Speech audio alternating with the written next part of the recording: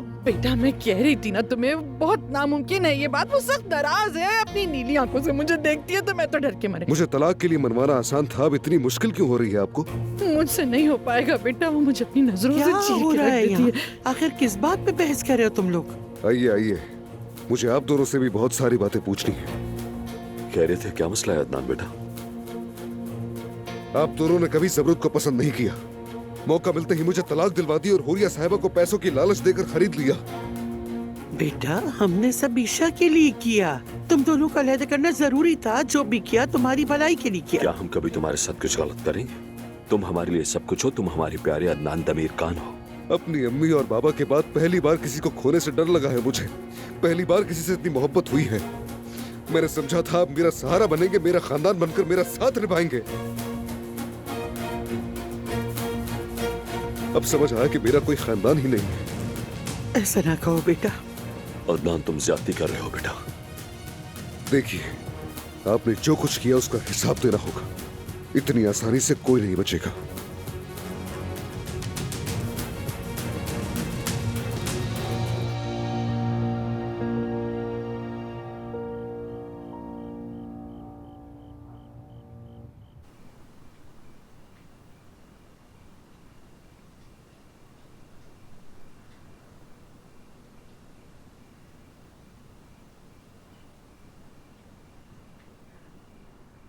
खिड़कियां, दरवाजे और बाथरूम अब सब चमक रहे हैं। वाह। हाँ, महीनों से साफ नहीं किए गए थे, मगर अब सब ठीक है।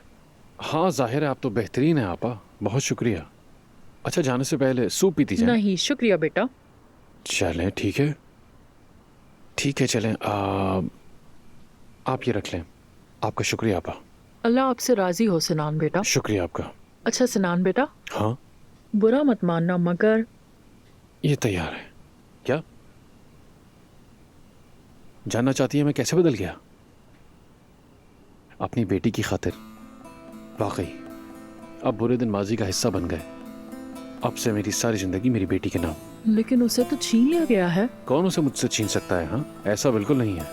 देखिएगा कल इंशाल्लाह हम एक साथ टेबल पर खाना खाएंगे। इंशाल्लाह बेटा, तुम बहुत नेक आदमी हो, अल्लाह तुम्हारी मदद करे। अल्लाह आपसे राजी हो। बहुत शुक्रिया। चलिए फिर मुलाकात होगी। अपने शौहर को मेरा सलाम कहिएगा। जरूर कह दूंगी।